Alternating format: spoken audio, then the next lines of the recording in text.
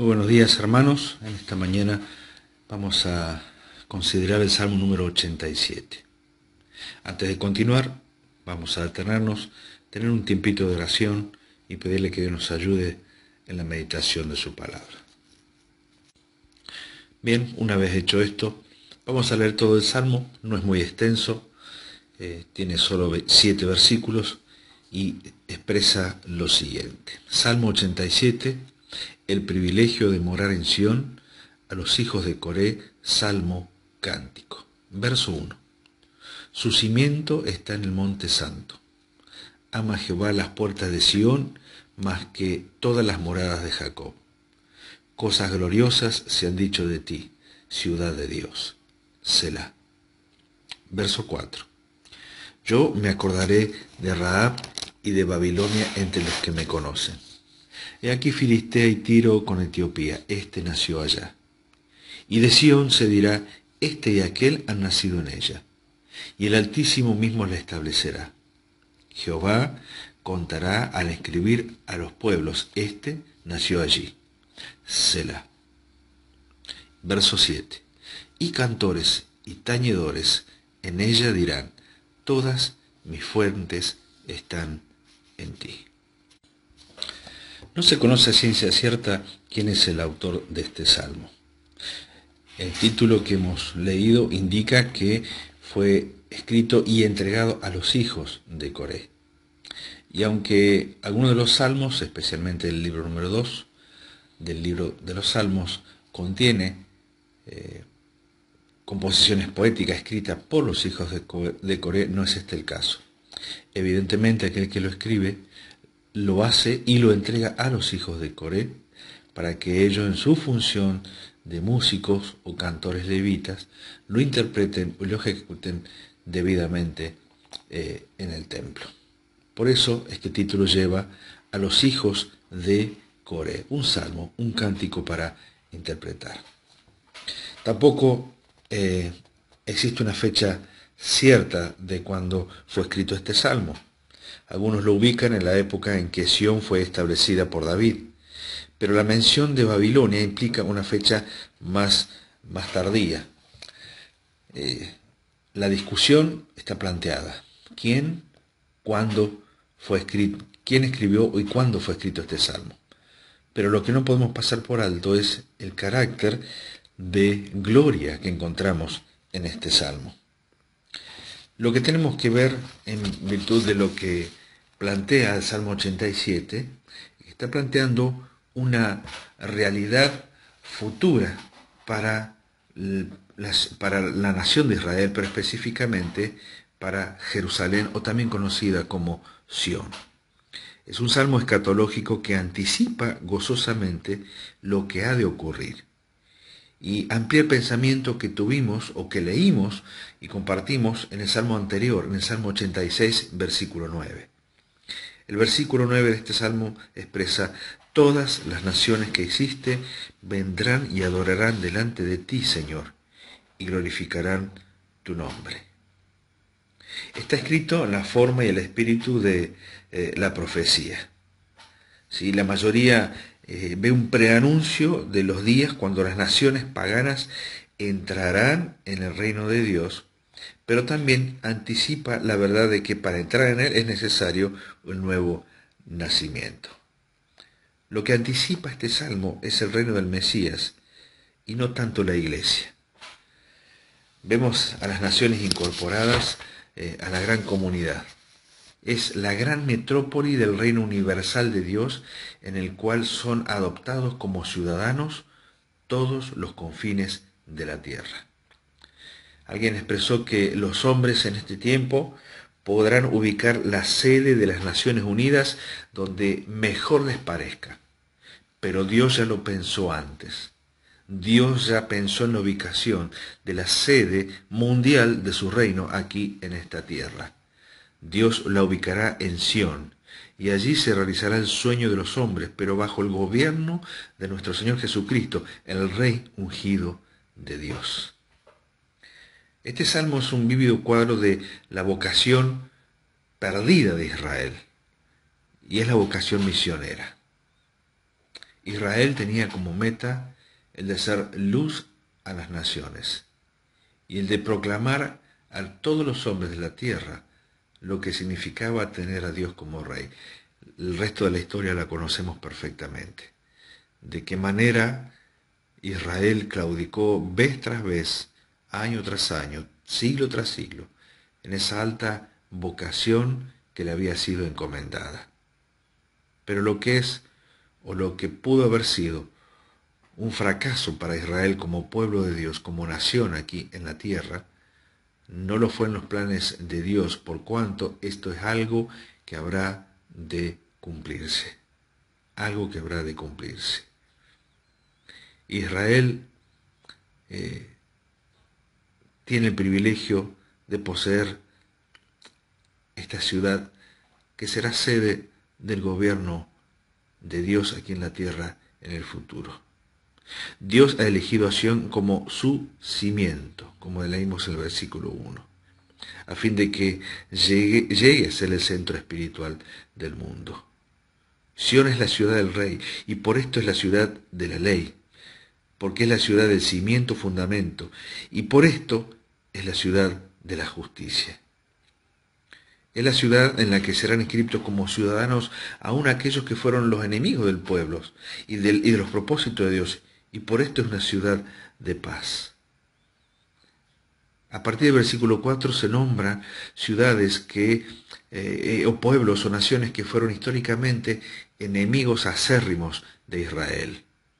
Rahab en el nombre que se le da a Egipto, Babilonia el resto de las naciones, Filistea, Tiro, Etiopía, es decir, del este, del oeste, del norte y del sur, Israel rodeada completamente por enemigos. Finalmente ellos tendrán que rendirse ante el gobierno del Rey Supremo, el Salvador Jesucristo, morando en medio de ella. Esta será la función suprema de Israel, porque bajo el gobierno divino tendrá que traer las naciones al conocimiento de Dios. No se trata de Israel ganando victorias por la fuerza de las armas, sino de una victoria que, aunque no haya sido obtenido aún, llegará el día cuando, por la manifestación y administración del gobierno perfecto de Dios en Cristo aquí en la tierra, los pueblos reconocerán, cantarán y aún danzarán por el gozo de haber hallado su todo en el Dios Todopoderoso. Sión, o Jerusalén, será así honrada por la divina presencia y por ser el asiento del divino gobierno y el santuario del divino culto, es decir, Dios incluido en absolutamente todas las cosas. Ahora bien, si esto es una cuestión de futuro, y creemos que todas las expresiones de la palabra de Dios, todas las profecías, todas las referencias que hablan acerca de este reino de Dios instaurado aquí en la tierra, pensamos escatológicamente, mirando hacia el futuro, en el tiempo del milenio, el Señor Jesucristo gobernando con poder, con gloria, con majestad, con justicia, como nunca antes se conoció el reino aquí en esta tierra, aquí en la tierra, desde Jerusalén hacia las naciones, y pensamos qué tiempo glorioso será el contemplar la manera en que la justicia finalmente tendrá su asidero y su posición aquí en este mundo. Muchos comentaristas espiritualizan la interpretación, lo cual no significa que sea incorrecto. Es decir, espiritualizar es llevar un pasaje referido históricamente o escatológicamente a una situación definida, en este caso con Israel como pueblo, como nación, mirando hacia el futuro de cómo serán las cosas, y traspolar toda esa interpretación y tratar de aplicarlo a la iglesia. No es una locura, no es tampoco descabellado hacerlo, no es la primera referencia o interpretación que hemos hecho en este estudio o corto devocional, pero sí es algo que podemos hacer y que se puede hacer pensando precisamente en lo que significa Dios morando en medio de su pueblo.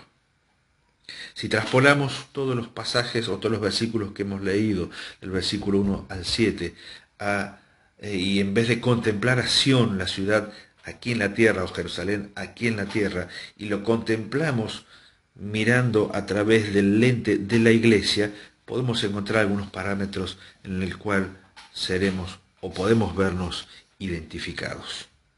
Es decir, en primera instancia, este salmo no se aplica a la iglesia, se aplica a Israel, se aplica a Sión, se aplica a Jerusalén a una instancia futura. Pero en segunda instancia, o en la segunda interpretación, podemos mirarlo a través de ella, contemplando a la iglesia y nuestra participación en la iglesia de Dios, en este tiempo en que la iglesia está actuando y sirviendo aquí en la tierra. Por lo tanto, hay algunas cosas que podemos decir en este sentido. En primer lugar, de acuerdo al versículo 1, la iglesia tiene un cimiento firme que es el Salvador, el Señor Jesucristo, el autor de la fe, el consumador de la fe, Él que es cimiento y cabeza a la vez de la iglesia, la piedra del ángulo en el cual está construida y sostenida toda la estructura de la iglesia a través de los siglos hasta el día de hoy. Por lo tanto, el cimiento firme de la iglesia es el mismo Salvador, el Señor Jesucristo. En el versículo 2 encontramos el amor de Dios, como dice el versículo 2, ama a Jehová las puertas de Sión más que todas las moradas de Jacob. Es decir, históricamente Dios pone su mirada en la ciudad de Jerusalén, aun cuando había otras ciudades más importantes en toda la nación.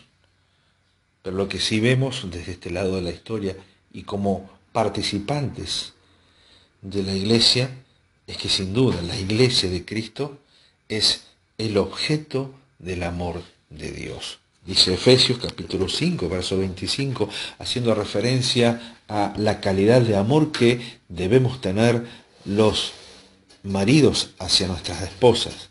Dice así: maridos, amad a vuestras esposas o a vuestras mujeres.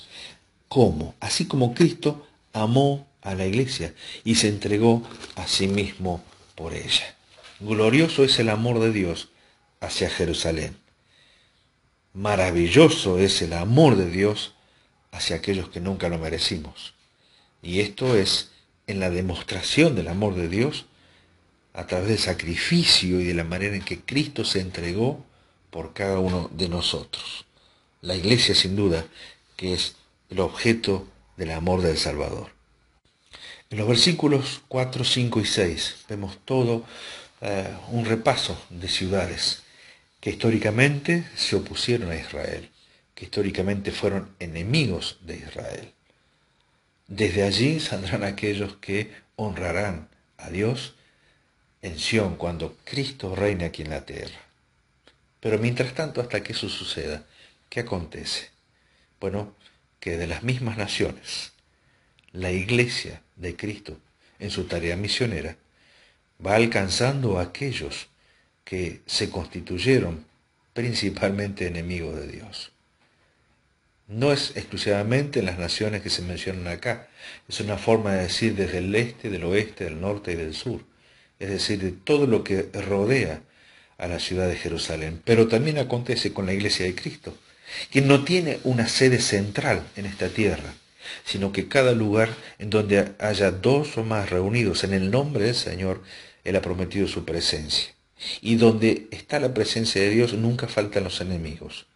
Y la iglesia está constituida por quienes han nacido de nuevo, de todos aquellos lugares y naciones que originalmente son enemigos de Dios. Versículos 4, 5 y 6. El versículo 5 dice lo siguiente: y de Sión se dirá, este y aquel han nacido en ella, y el Altísimo mismo la establecerá. Es decir, con relación a la iglesia, el crecimiento e integración total de la iglesia es algo seguro. Algunas congregaciones crecen muy lento, otras crecen vertiginosamente. Tanto una como la otra tienen que ir a verificar constantemente el porqué de este crecimiento. No necesariamente el crecimiento vertiginoso de una congregación tiene que ver con una cuestión de espiritualidad. Y es lo que tiene que revisar constantemente para ver si ese crecimiento no es un crecimiento solamente por el entretenimiento, por lo que se ofrece, o si es verdaderamente un crecimiento espiritual por lo que se ofrece. Asimismo, las congregaciones que crecen muy despacio, muy lento, tienen que revisarse continuamente, mirarse a la luz de Dios, a la luz de la palabra, para ver si ese crecimiento tan largo no tiene que ver precisamente por la inactividad de la iglesia en su tarea misionera, o quizás por una conducción equivocada o errónea de sus líderes. En quinto lugar, los miembros de la iglesia están seguros. Versículo 6 dice: Jehová contará al inscribir a los pueblos, este nació allí. Si hay alguien que ha prometido que jamás perderemos esta distinción, que nos hace distinto por sobre todas las naciones de la tierra, y es el hecho de que somos salvos para siempre y por siempre. Nuestra seguridad es eterna. Y aunque pasemos por tiempos de tribulación en este mundo, nada ni nadie nos podrá apartar del amor de Dios que es en Cristo Jesús. En sexto lugar, versículo 7 dice: cantores y tañedores en ellas dirán, todas mis fuentes están en ti. Es decir, la alabanza y el culto de la iglesia son aceptables a Dios. El pueblo de Israel es un pueblo que canta, es un pueblo que adora, es un pueblo que alaba. El pueblo de Israel tiene el salterio maravilloso del libro de los Salmos, a los cuales pueden recurrir constantemente para, en este tiempo, cantar con añoranza aquellas cosas que han perdido. Pero la iglesia tiene toda la Biblia, la palabra de Dios, para tomar de ella las razones y motivos por las cuales puede cantar. No por lo que se perdió, sino por lo que ya hemos obtenido en Cristo Jesús. Y la verdad que la lista es inmensa, porque la alabanza y culto de la iglesia son aceptables a Dios. Hay que hacerlo inteligentemente, hay que hacerlo con gracia, hay que expresar con salmos y cantos espirituales todo aquello que va llenando la mente y el corazón con la palabra de Dios, con la experiencia de la relación con Dios, con lo que significa formar parte de la iglesia, y Dios nos da esta posibilidad de expresarlo a través de la música, a través de la alabanza, a través de la adoración. Privilegio que las naciones de este mundo no tienen. Y por último, versículo 7 dice: cantores y tañedores, nuevamente en ella dirán, todas mis fuentes están en ti. Y podemos decir que la cabeza de la iglesia, Cristo, es la fuente de todas nuestras bendiciones. Todas nuestras bendiciones. Tenemos que darnos cuenta de que somos lo que somos como hijos e hijas de Dios, porque pertenecemos a este Salvador tan grande. Todo lo que yo puedo pensar que es una bendición para mí, tienen una fuente única e inagotable, que es la persona de nuestro Salvador. Bien, hermanos, habiendo concluido con estos puntos de referencia hacia la iglesia, no olvidemos que la primera referencia del Salmo 87 es hacia Sión, Jerusalén en el futuro.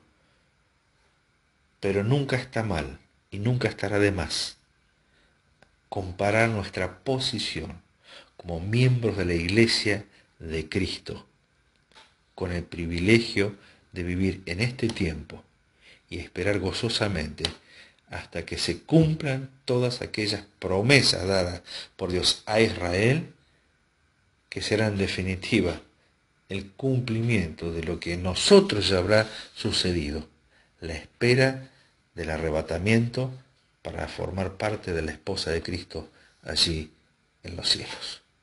Que el Señor les bendiga, queridos hermanos, en este día.